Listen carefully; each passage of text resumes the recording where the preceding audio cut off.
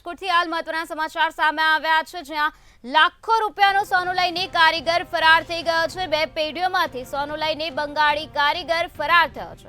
શ્રી પ્રભુ કૃપા અને પ્રિયા નવનીત પેઢીમાંથી કારીગર સોનું લઈ ગયો, ત્યારે સોનાના દાગીના લઈને મનોજ શર્મા નામનો કારીગર ફરાર થયો। એ ડિવિઝન પોલીસ દ્વારા હાલ વધુ તપાસ હાથ ધરવામાં આવે છે। બે પેઢીઓમાંથી સોનું લઈને બંગાળી કારીગર ફરાર થઈ ગયો હોવાની વિગતો હાલ સામે આવી છે, જેમાં શ્રી પ્રભુ કૃપા અને પ્રિયા નવનીત પેઢીમાંથી કારીગર સોનું લઈ ગયો।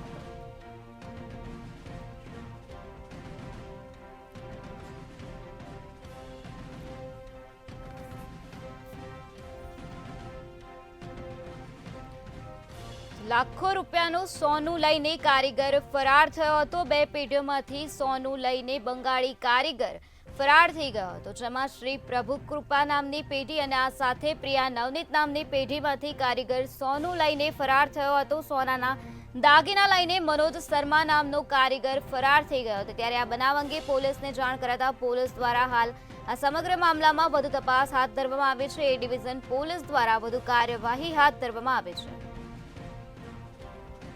રાજકોટમાં આ પ્રકારે કારીગર લાખો રૂપિયાનું સોનું લઈને ફરાર થઈ ગયો।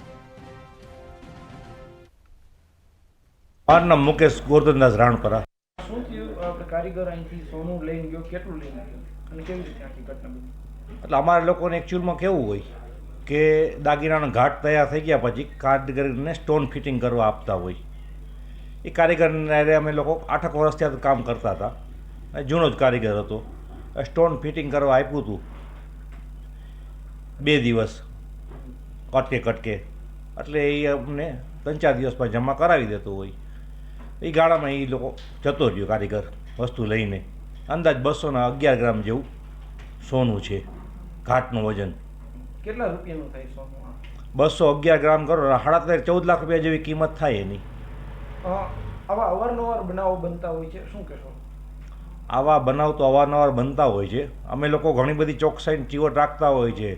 હવે જ્યારે વિશ્વાસઘાત થાય એ અંગત હોય કે પારકું હોય, એનો એમ થાય કે ક્યારે તોડ નીકળતો નથી વિશ્વાસઘાતનો।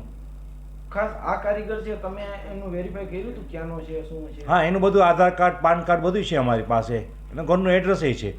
ક્યાંનો હતો કારીગર? એ રાજસ્થાનનો।